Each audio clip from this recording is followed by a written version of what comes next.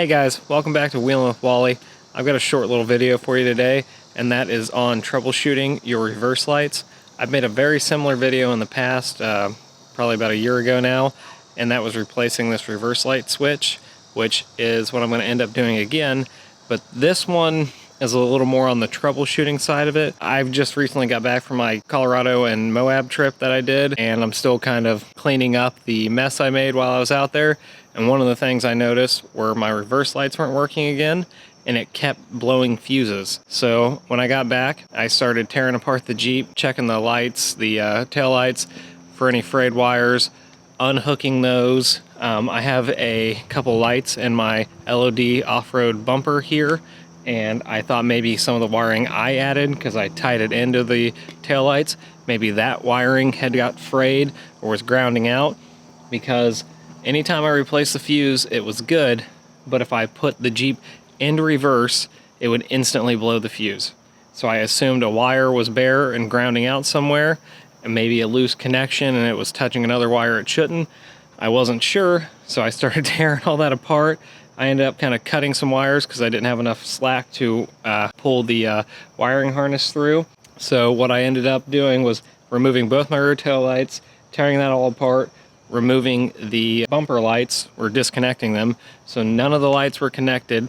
And I did this in steps too. I didn't do it all at once, but I did it in steps, and then it was still blowing fuses. So I thought the only thing it could really be after that was the wiring harness going back to the tail lights that runs along the driver's side, and I started checking all those wires for any frays or anything grounding out on the body, and I couldn't find a thing. So I started doing a little research. It seemed to be more common of an issue than I realized. A lot of people said that they would replace these switches and they would go bad not too long after they replaced them, and it would blow their fuses. So I had recently replaced that when I made the last video I've mentioned, so I had never thought that would be the issue. Plus, it didn't make sense to me that just engaging the switch would blow it, but I'm not an electrician, so I don't know, maybe when they go bad they start building up resistance and drawing more amps. I don't really know. So basically, to troubleshoot it, what I would do if I were you is to put the key on in the Jeep, make sure your fuse isn't blown. If it is, put a fresh fuse in there, and then go underneath the Jeep, pull off the connector that connects to this reverse light switch, and then jumper that. And if you jumper it and the light comes on, then it's probably the switch that's bad and blowing your fuses. If you jumper it and it instantly blows the fuse, then it's probably a wire somewhere. Something's loose and grounding out or broken. So then I would start checking your wires, maybe unhooking one taillight at a time and putting a new fuse in, checking it again. And if it blows then, or doesn't blow then, then you probably know that it's that light or a wire connecting to that light. If it doesn't blow, then move on to the next light, try that one, work your way up as you're disconnecting and checking the wires. It took me a little bit to figure out because I never would have thought the switch would blow the fuse, and I never thought my pretty new switch would be the issue. Jumpering that was a really quick and easy way to figure out that it is indeed the only variable I removed at that point, and my lights came on. So I'm going to go ahead and change this. I'll give you guys a look down there, kind of what I was talking about jumpering it and just the connector. And it's pretty easy. It just goes right into the transmission, so I just have to unbolt the old one and bolt this one back in.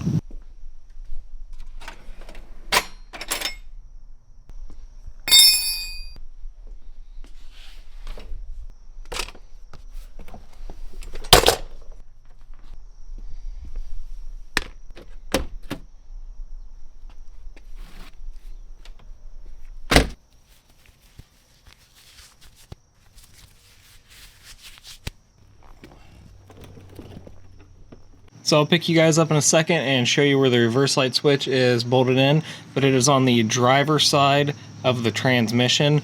It's just kind of above the drive shaft near the four-wheel drive shifter. While I got you here though, if you guys aren't subscribed to the channel, please think about subscribing.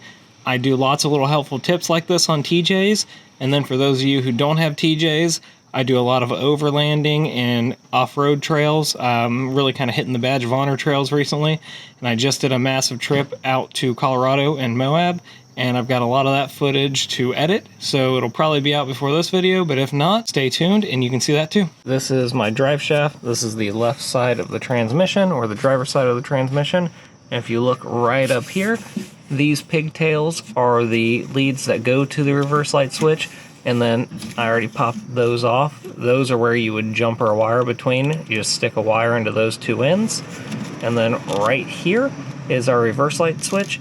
So I just have to get up there with a socket or a wrench, and I'm thinking a socket will work better even though I grabbed a wrench earlier. So that's a 7/8, and I'm gonna go ahead and grab that, and I'm gonna start undoing this.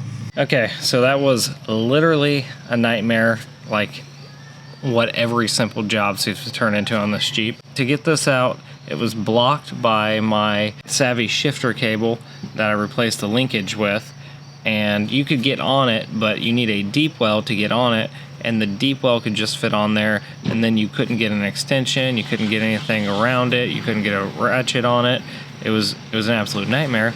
So I thought maybe I'd just unbolt the Savvy shifter cable mount without taking everything off, but I got one of those bolts off, which was a struggle, and then there's no way I can even get to the other one. I don't even know how I got that on there. I must have not had half the stuff there, and maybe done it with my skid plate off, so that was also frustrating. And what I ended up having to do to get this little switch out was take my 7/8 deep well socket and cut it about ½ an inch shallower. So that's ridiculous. I've now cut this. I took my portaband saw and sliced it. That was just a shame. But here's that piece of junk. And now I'm going to try and get the new one back in there, and it's going to be just as exciting. I think I've got the formula for it now, and look, I've got this fancy custom socket. So you can't really see anything. I'm not going to try and film me putting this back in there, but I'm going to put it back in there real quick and show you that my reverse lights are working afterwards. Whatever you do, don't modify Jeeps, kids. It's not fun, and each modification will make your life harder in the future.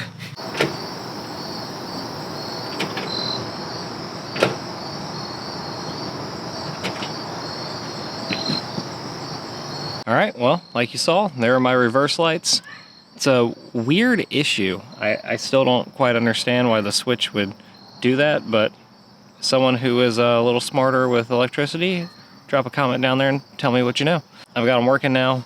I never want to do that again, but I'm sure I will have to, but I guess at least I have my cut down socket now.